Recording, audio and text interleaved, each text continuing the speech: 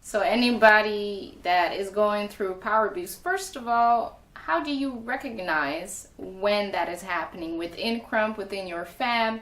How could you recognize that happening towards you? Because sometimes people don't even have a clue or an idea that that is happening with them. I don't. I think people do have clues. I think people do know what's going on. I think people just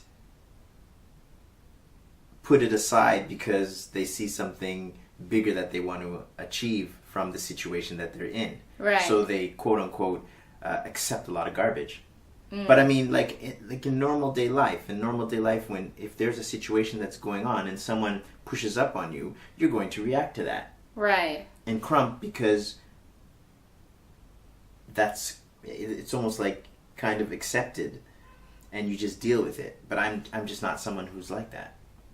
Because for me, I've never been in another fam like that, so I gotta admit we get pampered in our fam. And me being Lady T, Lady Tchozn up in here, LT, what's up? But the point about it is that, that's why for me, when people are talking about that, I don't go through that and I don't take BS for that when that happens to me because I've never been in another fam. So that's why, what would you advise women that are going through the motion like that, I think it just... I think it's a juggle between two things. What you're trying to achieve and how you really are as a person. Right. If you're someone who's not taking crap from people, then whatever you're trying to achieve may be at risk depending on who you're around. Right. So I think that is just something that you need to... I mean, listen, there's things such as paying dues and all that kind of stuff to get to where you want to get to. Right. But behavioral issues, that's something that I really, have me work hard. I'm trying to achieve something. I'm trying to be under Knucklehead, let's say. Right. Knucklehead, take me through the drainer. Strain me out. Make me work for what I want to accomplish. Mm-hmm. I don't think it's just women alone that I would advise. I think I would advise women, I would advise men, I would advise kids, I would advise kids' parents. Mm-hmm. People think because it's a dance that certain things can be accepted. Right. But on the street, they wouldn't accept it. So where are you? Yeah, exactly. What I would advise is to really outweigh what you're trying to accomplish and who you are as a person.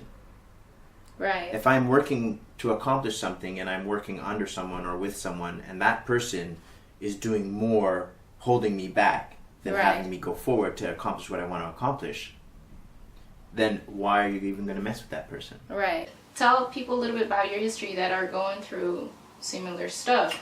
To see that you can eventually make it.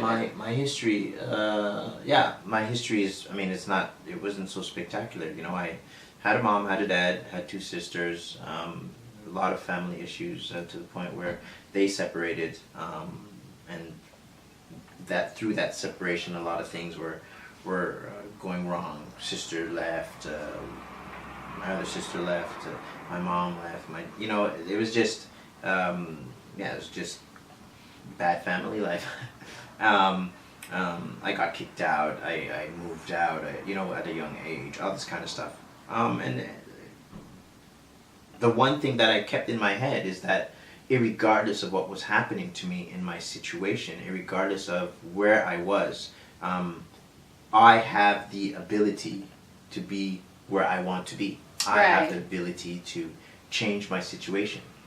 And that's what I did. There was not one day that I woke up and thought, I don't want to do that. And I drove and drove and drove to the point where I got my degree, and now I'm dancing across the world. Right. I've been doing that now for like the last 10 years.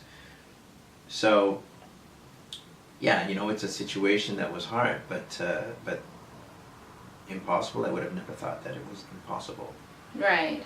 And what would you give as far as motivational words to people out there going through life?